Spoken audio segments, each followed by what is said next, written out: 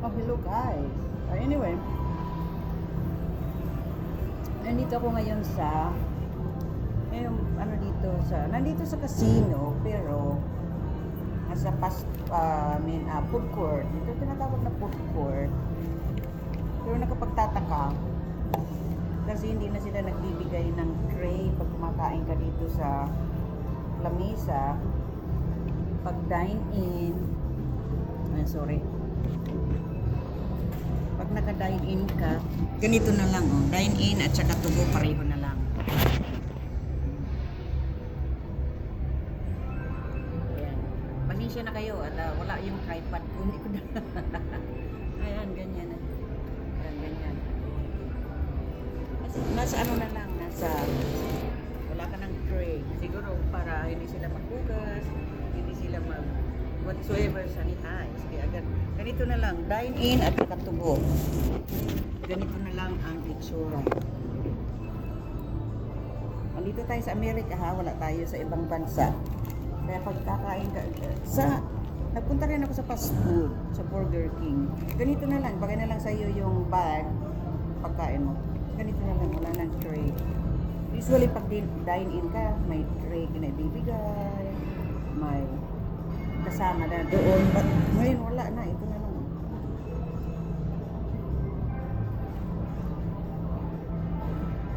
Kaya parang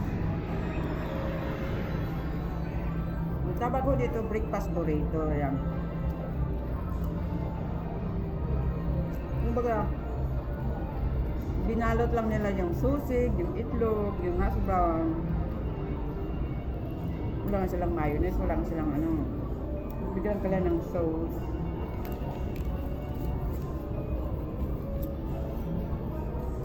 Ayan o, ito magkano lang. Mura lang ito. Total is $8, $8.08.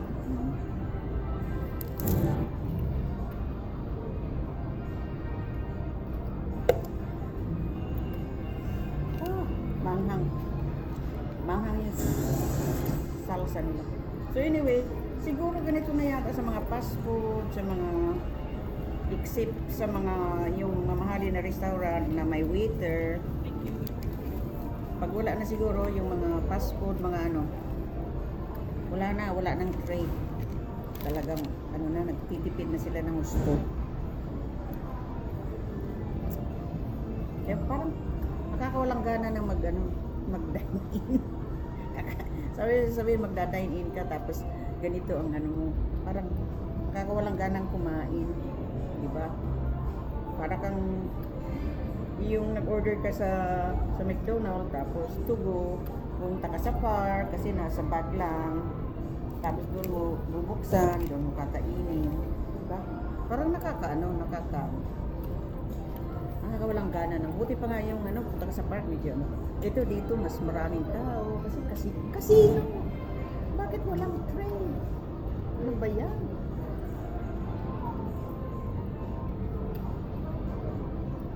Ganito na lang siguro, shutdown na nga ang government dito ganito pa yung may stress ka pa sa pagkain mo lang, stress ka na, kumain ka pa sa labas kumain ka lang sa labas para may stress. Ano ba yan? Diba?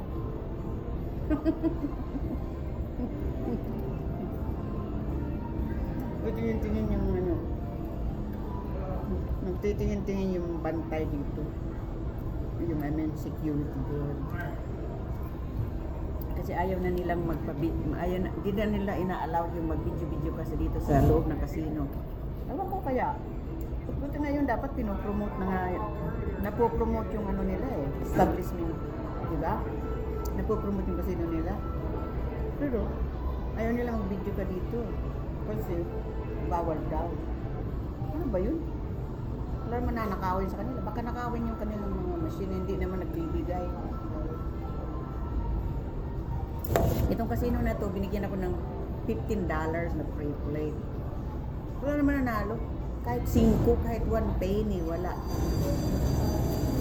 Ayan. Mabuti pa dun sa isang casino. Nagbibigay sila kahit kunti. Dito wala.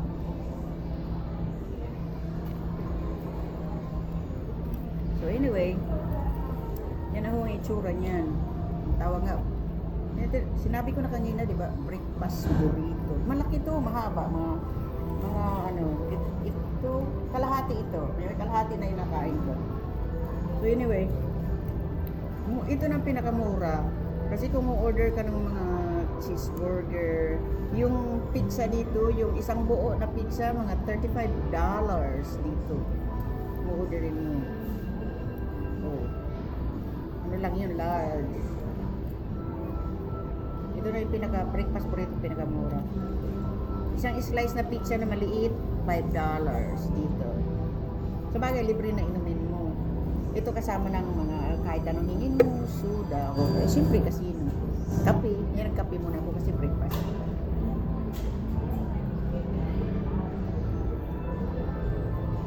Ganito na ngayon ang ano, parang walang gana na ako kumain dito. Palibasa, wala rin tao. Naman. Ako lang narito. Ako lang narito. Ayan. Ako lang mag-isa. O, diba?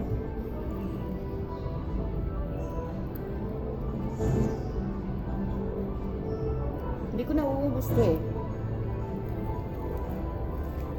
Kaya lagay ko na yung ano, yung salsa dun sa loob para mag-soak siya. Balutin ko na lang. Lunch ko na lang siya mamaya. Ano nga yung hindi ka binibigyan ng ano.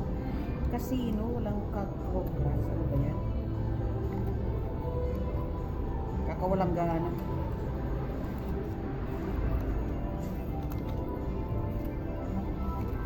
Anyway, palutin natin at kainin naman natin mamaya pag lunch.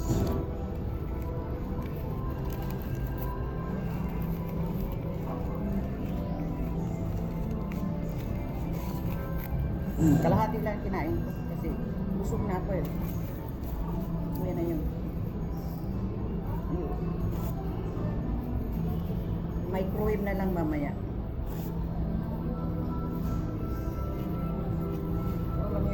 Nag-dine in ka tapos sa paper bag ka lang ayan, ganyan itsura na walang paper bag sa Amerika yan mabuti pa doon sa mga maliliit kahit sa gas station bumili ka ng pagkain may paper boat na parang small tray na made of carton dito paper bag lang kaya